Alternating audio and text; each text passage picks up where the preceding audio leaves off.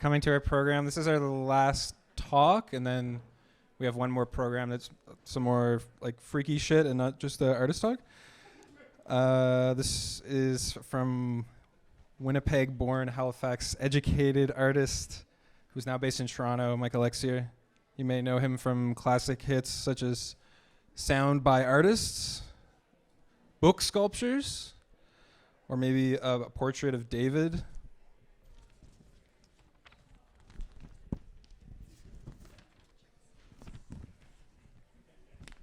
I was lucky enough to be working at the NASCAD Library Archives when Jan Peacock had donated a few boxes of her items after she retired. And among many books and exhibition catalogs was a special like Micah box. And I got to go through a lot of like cards, multiples, envelopes, a lot of work with rubber stamps. So I have some work done in offset press, some handwritten work. Just like a feast for anyone who's interested in printed matter, and obviously I'm interested in printed matter. So join me in welcoming Micah Lexier.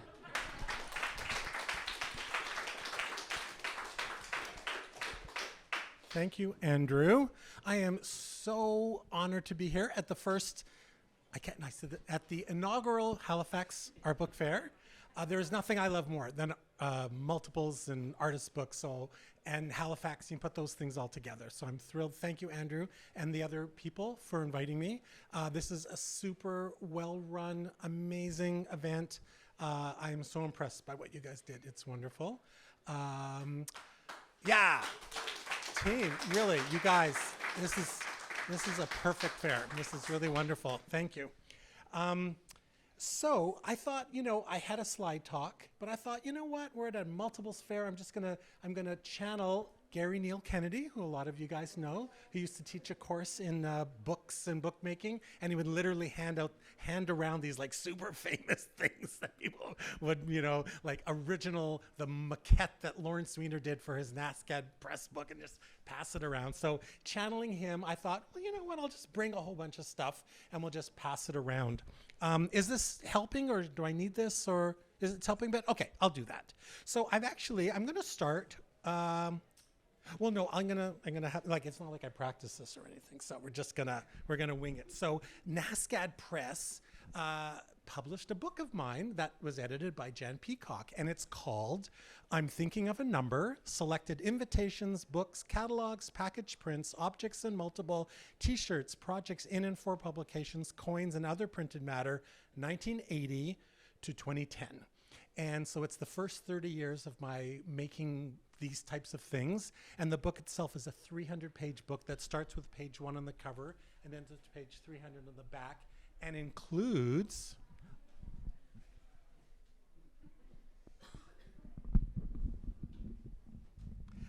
an artist multiple inside it, which allowed us, because the book was published in 2010, to include the 2010, because I like round numbers. So instead of 29 years of artist multiples, it's 30 years. So in the book itself had its own little artist multiple within it. But the book itself I consider like, a numbered edition. Anyways, Jan edited that, and there's some great writing. Gary wrote the foreword, A.E. Bronson wrote an introduction, and Christina Ritchie wrote an essay. I'll pass that around. So I'm just going to start passing these around. Just do me a favor, just move them around, and they'll end up here at the end. So one of the very first pieces that I'm showing is an invitation I made for my NASCAD graduation. So I went to NASCAD, and I graduated at an exhibition at the Anna Leonowens Gallery on April 10th to 14th, 1984. And that was my invitation for the show, was a first prize ribbon. And so almost from the beginning, I just realized that you could use all these parts of exhibitions as like little works of art in themselves. And I was rather proud of that. And because the show was also about kind of graduating, there were trophies that fit with it as well, but it really kind of got me on a sort of a start where basically now I'll only do an exhibition if people agree to like let me publish something. So I'll pass that around. That was followed by an invitation for a show at YYZ in I think 1987. Did I bring my glasses? The dates don't really matter, but it was a show where I realized I was the same age as my grade 6 teacher, Mr. Caldwell. I called it Mr. Caldwell. And it was sort of realizing, oh my God, I'm an adult and I don't know anything. So it was called Mr. Caldwell, and the invitation was a balloon. So the type is super, super tiny. You'd get it sent to you and you have to blow up the balloon to read. But of course, a balloon is celebrated at birthday parties, and so that whole notion of growing up and celebration, it's you get it. I over-explain things, so just nod your heads if you got it. So I kind of got known for doing like invitations, or I self-imposed, challenged myself to keep making like interesting invitations. So a number of years later, I made an exhibition for gallery in Jack Shaman Gallery in New York in 1996, and it was a minted coin. So you'd get sent a minted coin in the mail. So if I do send it in a plastic sleeve, just keep it in the plastic sleeve, okay? That'll be the clue that it's like one of my only copies and slightly archival. But if it's not in the sleeve, then feel free to bring that around. And then I got invited by Artex. I'm giving up on the mic, you can see. Yeah, that's not good. So Artex was having a celebration, their 25th anniversary. I don't think I put the date on that. Anyway, so they asked me to make the invitation for the celebration. So it was a green circle printed on an envelope, and on the flap had the information about the address. Then you open it up, and there's another envelope, another green thing is starting to migrate, like over top, and there's a bit more information that tells you like the date of the party. There you go. It was November 4th, 2006. So you open that envelope, and there's another envelope, and now that, oops, sorry, I'm giving it away. Now the green has no longer in the front, no longer on the flap, it's now moved to the back. So then you open that envelope, and now it's nowhere to be seen. Well, except if you're, So there again, more information on the flap, but you open it up, and sure enough, inside is the green, is the little guy. He's moved inside. So it's a little bit of a kind of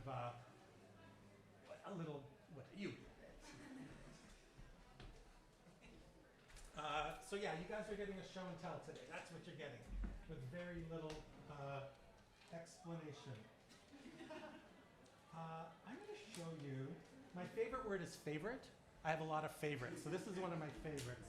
And I always say this, like, I always show my work and I get really excited and stuff like that. And I realize, if I'm not excited about it, I don't know why anyone else would be excited about it. So anyone who feigns interest in their own work, don't believe them, because if they don't like it, then we shouldn't like it either. So this was a project I did with some friends, Paul and Wendy, who I think Dave mentioned. Paul and Wendy Projects, who publish a lot of artist multiples. And this came from the realization, I'm always looking, like I'm a responder. I teach a course in artist multiples, and one of my first assignments is to go to a store and buy something that exists and transform it. So the idea is like, allow yourself to be like inspired by things, or you don't have to just sit in the room and come up with the idea. So one day I was at an art store, and I never realized, but you can buy little puzzles, just like a 6x8 puzzle or a 4x6 puzzle, and you just do your watercolors, you make your own little work. And I noticed that in 4x6, they had two different divisions of the puzzle. So like in the same 4x6, you could get 9 pieces, okay? Or you could get the 4x4, 16 pieces. So you had the two options. So what I did is I scanned them and I printed an image of the 16 on the 9 and an image of 9 on the 16. So it's called two puzzles, the image of one puzzle printed on another and vice versa. So one is like letterpressed, and one is, or maybe foil stamped, and one is the actual die cut. And so you can sort of see it. If you put them up like they are identical, but in one case, die cut is letterpressed, and what's letterpressed is die cut. Yeah. So it's, love that one. Love that one. And that whole play on kind of equal and doubles, this is another one where, like, whenever I go traveling, I just will go to the stationery shops, because like now everything's staples, right? But if you go traveling, you could still find like a mom and pop shop, or in a different country, like even their staples is interesting to us, So this was a piece called Two Envelopes, the back of one envelope reproduced on the front of the other and vice versa. So I noticed again, very similar to that, that there was two different styles of the same, so the same size envelope, right? But one had the sort of flat flap and one had the triangular flap. So on the triangular flap, I printed the front, that one, and on the flat one, I printed the triangle. Does that make sense? So they're always like they're always flipping and they're showing you like the pair of that one. This one got a little beaten up, but I'll pass it around. Feel free to ask any questions. Here's another, so I also collect books, and I once found this really beautiful book, like a magic book. And it had all these, it was like grids of images of magic tricks and stuff, and I sort of, out of the corner of my eye, caught like a little image of kind of like an envelope with a kind of like weird little like line drawing on it, like a corner. And it kind of inspired this multiple, which is called Envelope Sculptures, published by Nothing Else Press, which I think you still have copies. There you go. See, it's a sale. I'm a salesman too.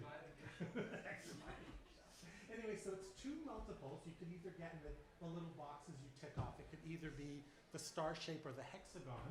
So let's look at the star shape. So you open up the envelope, and in it are 6 envelopes, okay, that are all the same. They all just have this little mark on it. But basically, if you use it with this little floor plan, you can make a star. So like this goes here,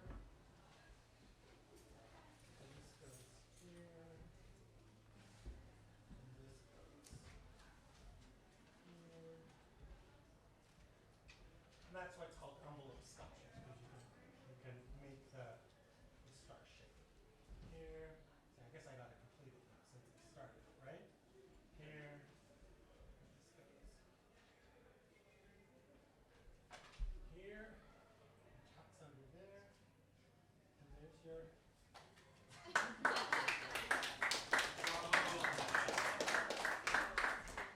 Yeah, and then so then I did. There's a second. There's a second design. So there's that one. Let's keep going in the same order. And then this one is the, this one is that shape with the corner, and it makes the hexagon one. So there you go. Okay. So kind of the idea of just like responding to things. This was, again, in one of those shopping trips to, I think, Japan. I found like this set of little stickers, just like little stickers on a yellow backing. And so then I just enumerated them. Oh, sorry, I should have you upside down, didn't I? So I enumerated it where like the first time I saw a shape, I called it shape A. Then the next shape was also shape A. Now there's a new shape, so that's shape B. That's the same as shape B. That shape is an A shape. That's shape C. So I just went through and kind of enumerated it till I found different shapes. So all like-minded shapes share a letter. And it just is this little, little diagram of shapes. I love that one. I teach a class in artist multiples, and then the final assignment, oh yeah, I said that already. And the final assignment is we make a multiple in the addition equal to the students in the class, and we exchange. And as a teacher, I always do that as well. So I realized it's always about 20, 24, like 24, 25, 26 students. And so I realized that sort of echoes with the letters of the alphabet. So my contribution to the class one year in 2018 was to just go to the dollar store and buy packages of cards, which is a multiple of, so an alphabet is 26 and cards is 52, and I'm sure there's a reason for that. So I just letterpressed a little sticker that had the letters A to Z on it, and the sticker kind of went around the back. So there's the information about the multiple and the stickers on the front. And then working with like a printer, I drilled through each of the letters on each of the editions. So every student got a varied edition. So a varied edition is when something's similar and something's different. So they all got the same deck of cards, they all got the same sticker, but one artist got the A drilled out, one artist got the B drilled out, C drilled out, etc. This is, so I'm thinking that there are 1, 2, 3, 4, 5, 6, 7, 8, 9, 10, 11, 12, 13, 14, 15, 16, 17, 19, 20, 1, 2, 2, 3, 24 students in the class, because this is like the extra one that I have. So this is the XY, the Y. What are some other assignments that you? Well, you heard the first one and the last one. The first one is respond to something, and I make them go to a store, because they used to just like get a jar, you know, from home. So now I make them go to a store where there's multiple things. I must admit, I change it every year. The last one's always the same. The first one, oh, and then I think the next one's about packaging. Like, so they didn't have to make the multiple, they had to package the thing. So you could use an existing thing, but make a package for it, because you can sort of tell packaging is a big part of it. And thank you for that segue. So here's a couple boxed multiples that I did. This is also by Nothing Else Press, out of print though, right? Sold out, yeah. So this is this beautiful box with corner staples. You know, I like my hardware. And I realized that, so it says a piece of paper was folded to fit into this box.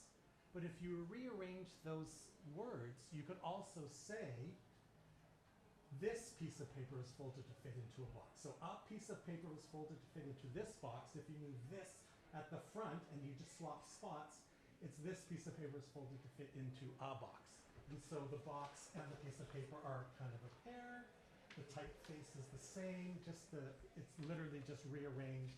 And then you have this really beautiful folded poster that fits into the box, and they're kind of a tautology.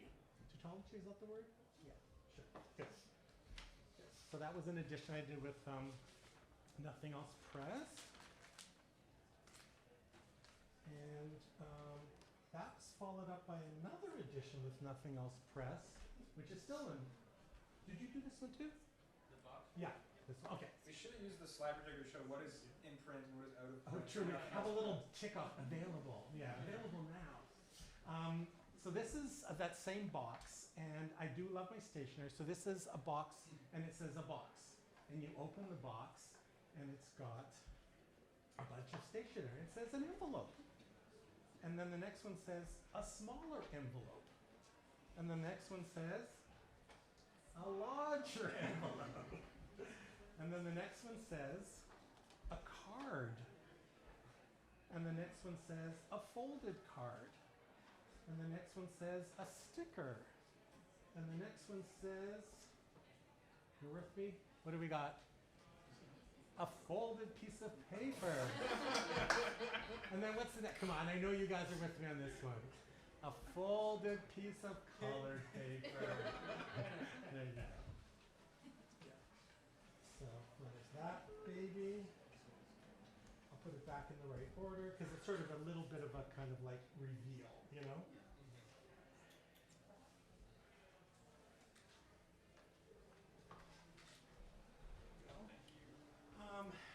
So I don't know if you guys heard of this thing called Instagram, but it's really awesome.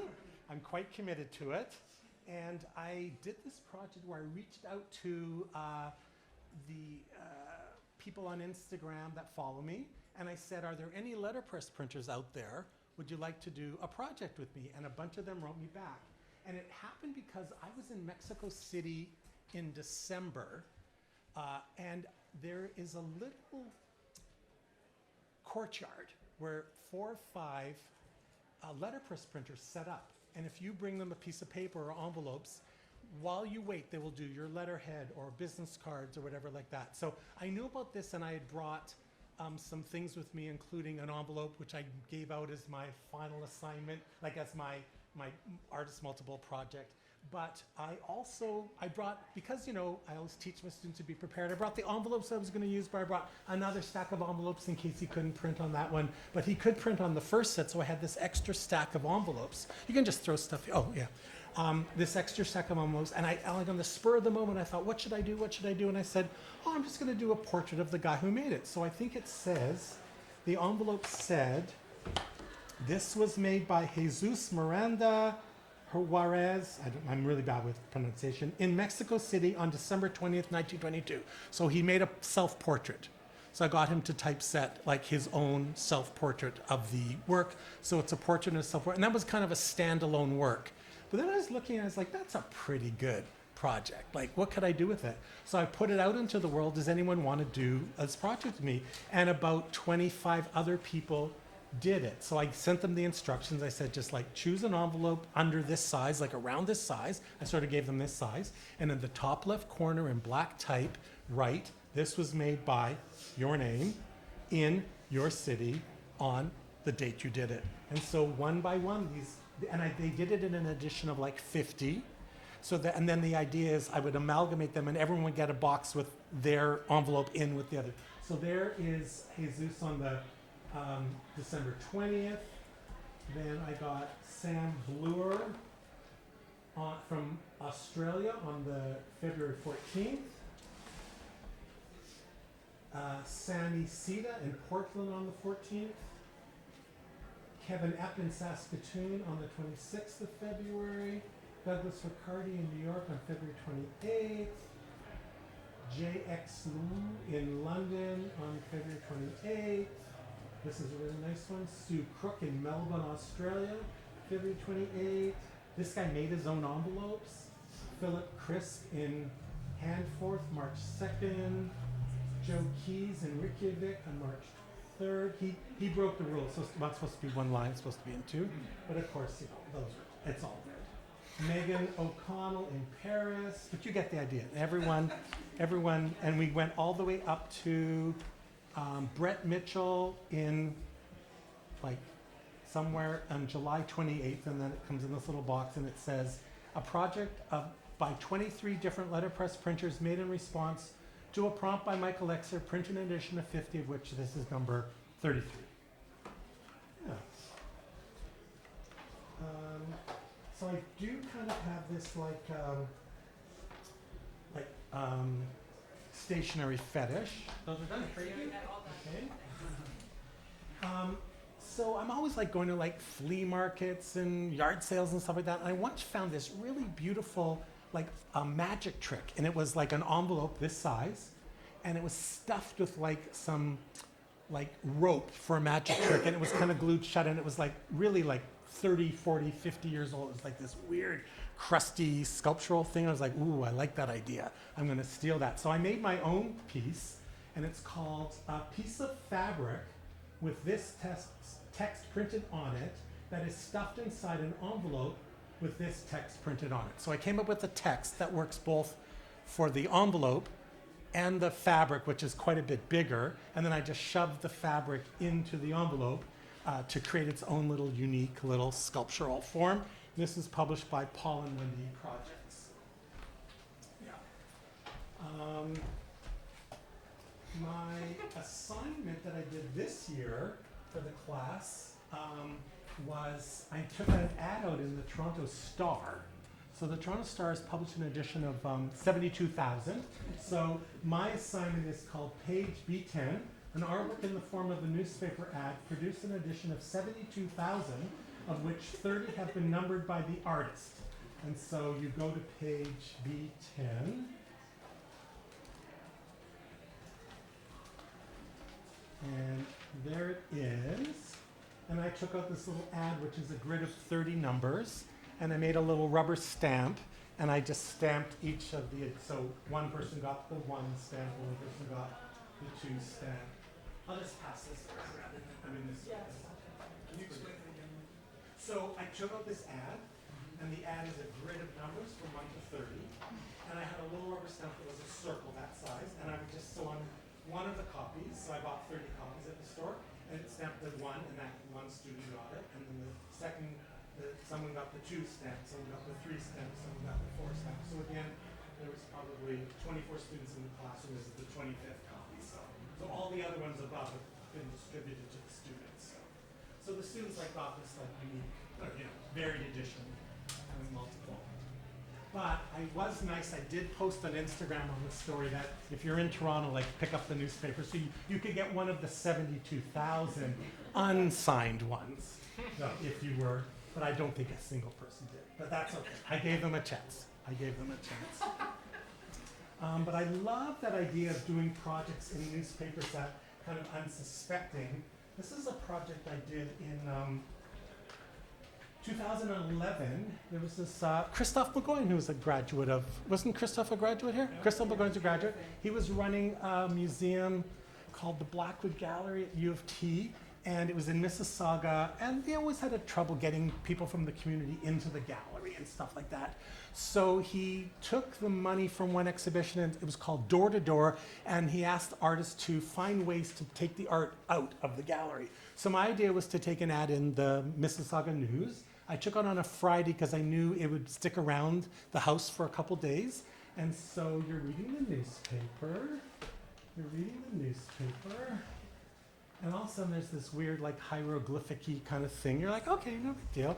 You turn the page, and it's like, oh, another weird hieroglyphic thing. And then you leave it around, and then it sort of falls on the ground, you know what I mean? And then you're kind of like cleaning it, and you hold it up to the light. Let's see, can we get... And the two sides align.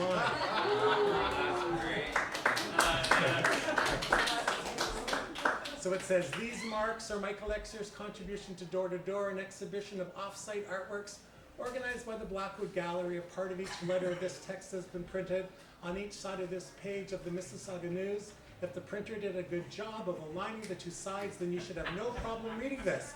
If the two sides are not in alignment, then this will just be a jumble of marks.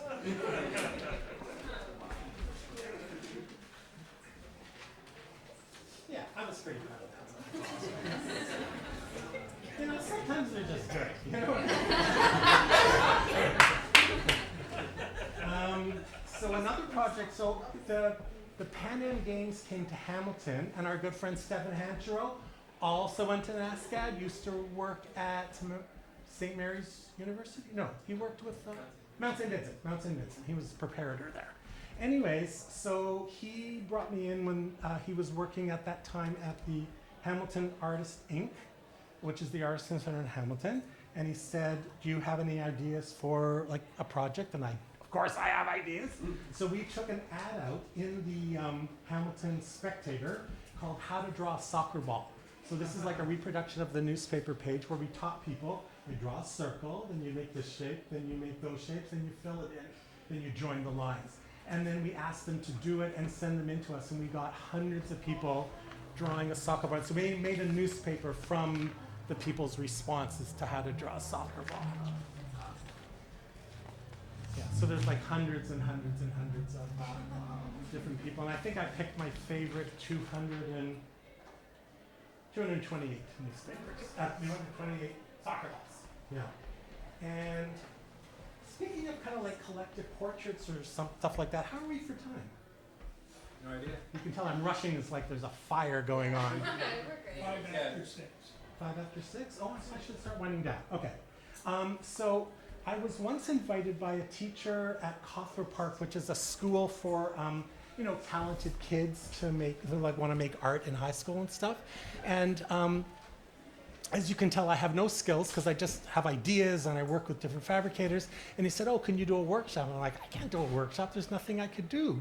But I could like make an artwork with them and they'll learn about making conceptual art together.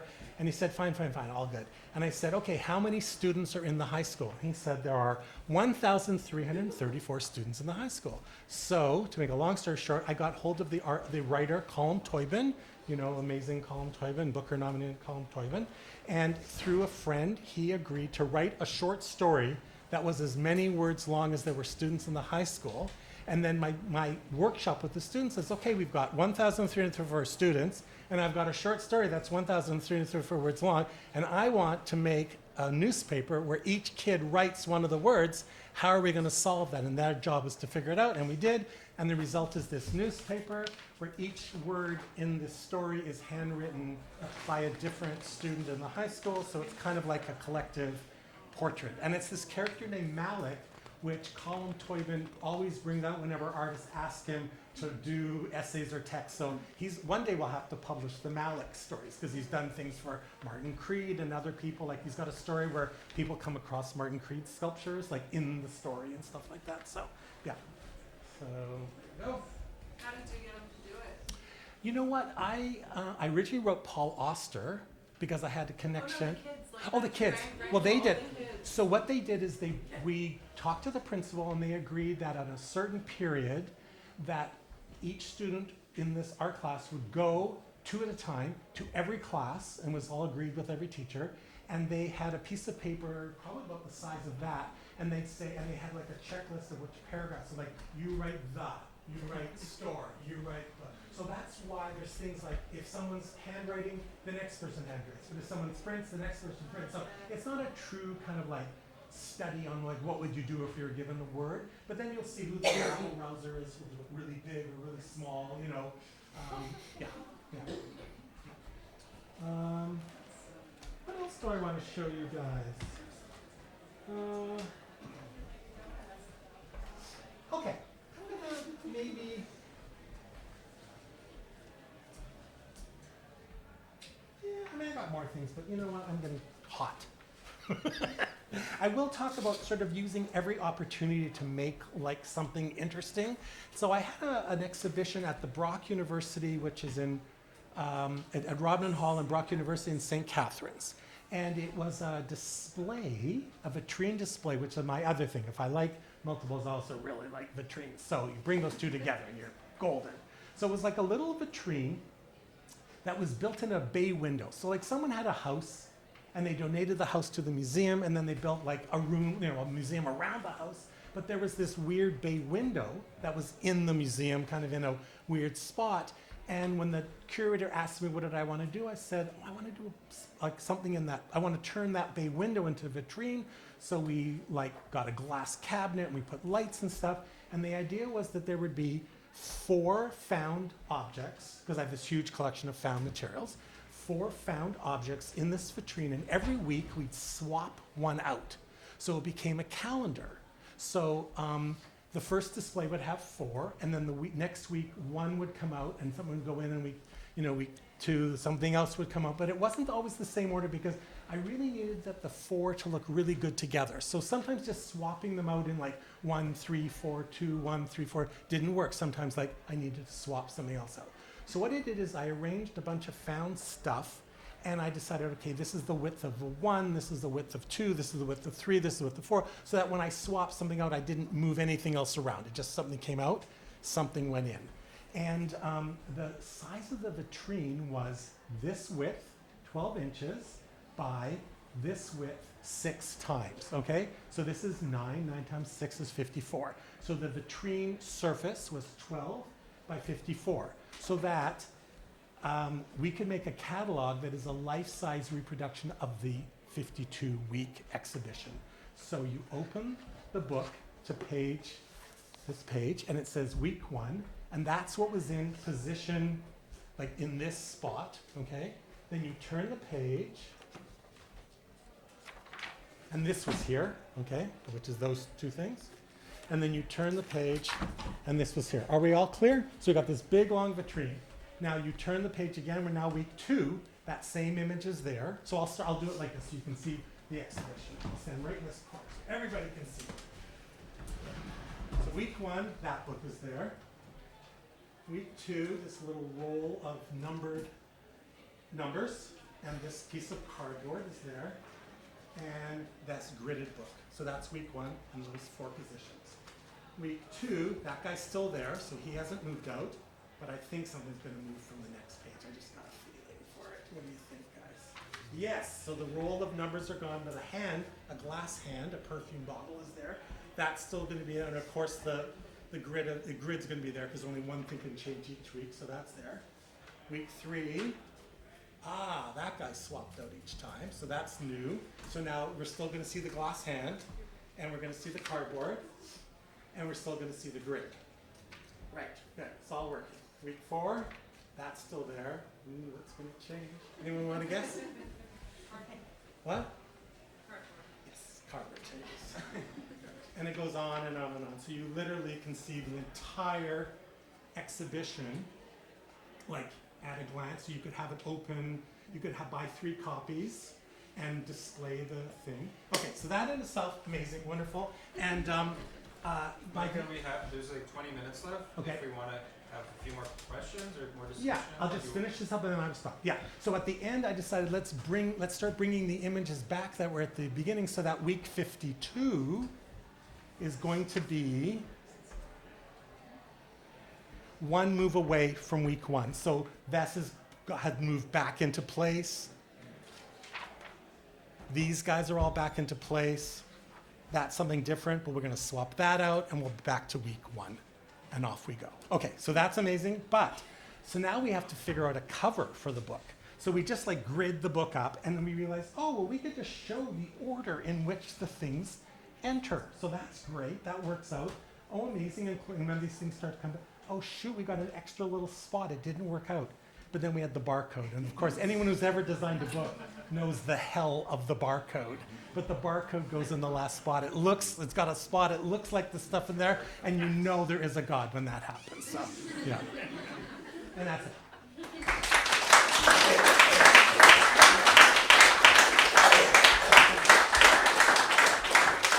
Yes, sir.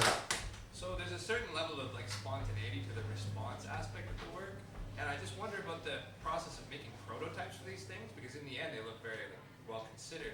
And the second part of the question is there anything that's been so heavily prototyped that you just gave up on it because it's like, I don't want to respond to this anymore. I've made too many tries at making this response. No, because I think I've kind of learned that you have to have a light touch, and like, there's that famous Leonard Cohen line, like there's a crack in everything, that's how the light gets in. So like, it's nice when something like that really works out, but other times if it doesn't, you gotta let it go, and it's really good anyways, So I've tried not to drain the life. Prototyped out of existence? Not really, not really. Yeah, I'm gonna say So how many prototypes then go into a project before you sometimes, is there like a method, or is it just until you decide from within that it's finished and it's ready? you almost think it through almost to the end, and then you kind of get it made. Some things are very effortless, and I also have really good fabricators, like the guy who did the 2 puzzles. It was this amazing letterpress printer, and I would just like, and I've got a amazing graphic designer. You just find really good team and people that get you, and there's a shorthand and stuff. So nothing's been too belabored. Nothing. I'm gonna say. I mean, I'm sure there are. Like right now, it all feels like it all worked out great and stuff like that. And I'm sure Jan's heard me complain about something now and then. But most things have actually worked out pretty good. I also I don't try to invent the wheel. Like it's letterpress, it's foil stamped, it's printed, it's die cut. Yeah. I mean, in terms of this is a new little multiple. This company called Various Keychains approached me. I'd ordered a dog tag for my dog, and I got it, and then they wrote a little note saying like, oh, we follow you on Instagram. If you ever want to make something with us, we will. So we ended up making a couple things, and we did this beautiful little keychain. It's called Keychain, based on an image I found in the book. And this was a little prototyping because we did this is extra thick material, which the thin they normally use. So, but again, yeah. I've seen that one on the Instagram, in fact. Yeah. So we had a couple rounds of that, and when you have like a person who's publishing it, they have opinions too, So you kind of got to navigate that stuff a little bit. So like at one point we had a kind of a weird outline around it, and they really liked that. And I was like, no, I don't like that. So we negotiated back and forth and stuff like that. So yeah. Yes, young man. One of my favorite pieces, and this is an earlier piece, Michael, was the coin set at the AGO. Oh, the coin transfer piece. Could Yeah. you just talk a Sure. little bit about that, because it involves some other way of, like the actuarial fund. Yeah. I was making a lot of work about like life expectancy at the time. It was in the 90s, mid 90s, and I do a lot of minted coins, and I came up with this work called a work of art in the form of a quantity of coins equal to the number of months of the life expectancy of a child born January 6, 1996. One coin to be transferred in the 6th month of every day until all the coins have been transferred.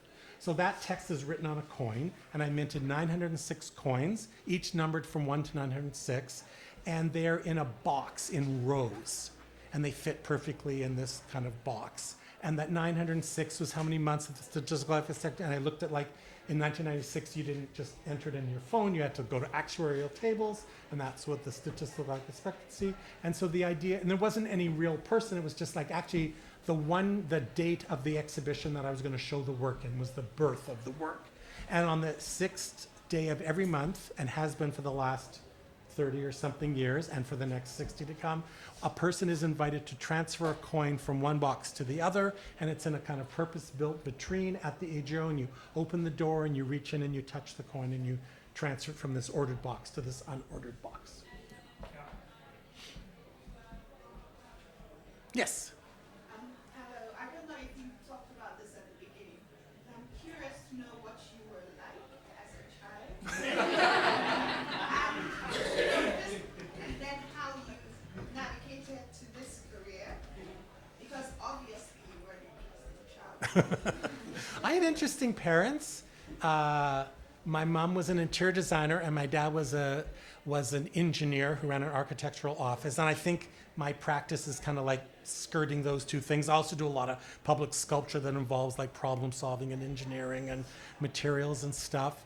And like they both were lovers of like design and graphic design, and we, so. It was just a given that I was gonna, and also my sister and brother are also very artistic, but they became engineers and I became an artist.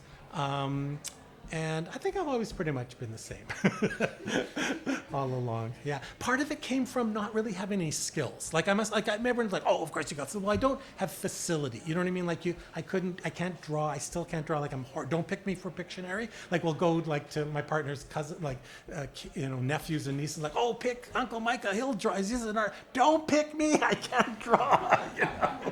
So, but I was just always just, yeah, I'm a problem solver, and I love materials, and it takes a long time to just kind of like play to your skill set, and I'm learning to play to my skill set. Yeah. Thanks. Yes. This is kind of related in the personal realm, but I'm curious, like, what your house is like, and like how you interact with the objects in your everyday life, and how you Follow me on Instagram, you'll see. I have vitrines in my house.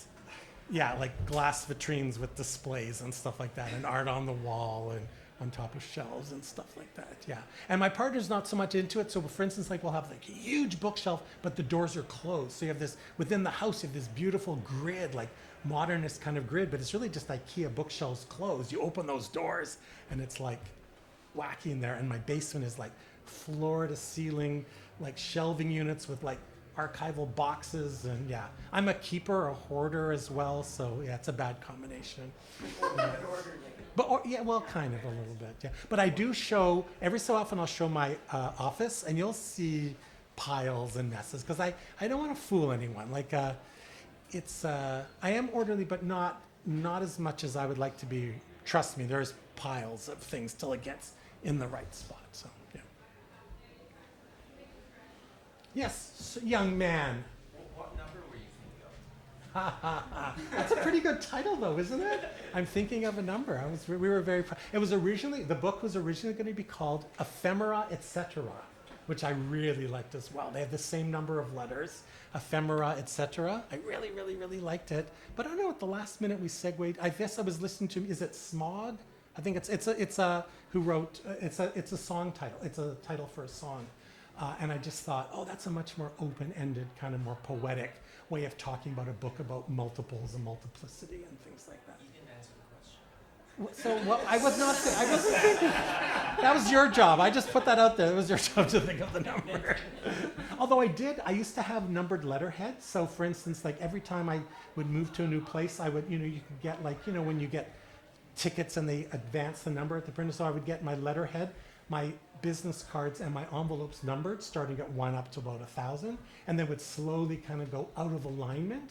So you get like a letter, but sometimes you get 2 pages of letter in the envelope. And so people would often write me back, oh, it's number 624 writing you and stuff like that.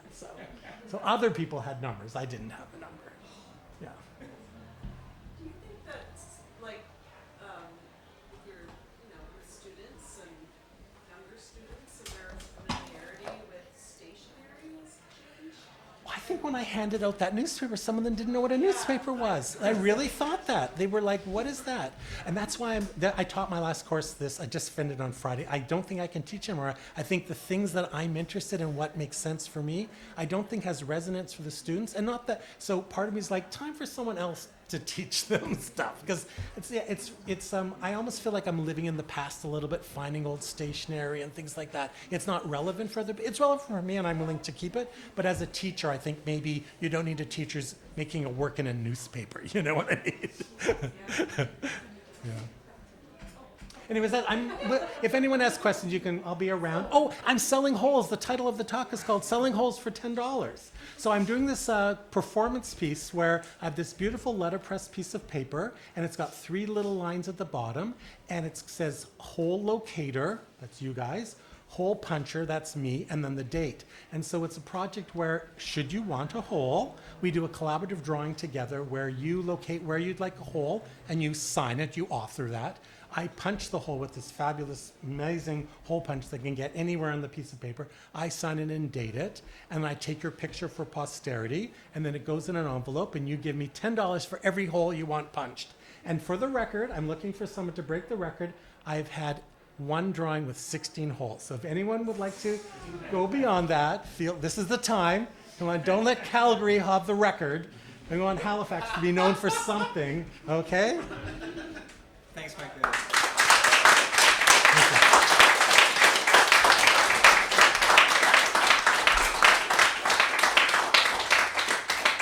I was thinking when you mentioned the alternate title, ephemera, etc., I learned that from digitizing documents from the NASCAD press, because there's correspondence between Micah and the press, which then I realized that was one of the reasons I wanted to get in touch with you was just from looking at the way you corresponded with the press and how friendly and funny you seemed compared to maybe some of the other artists, unnamed people who were involved in other correspondence within that archive.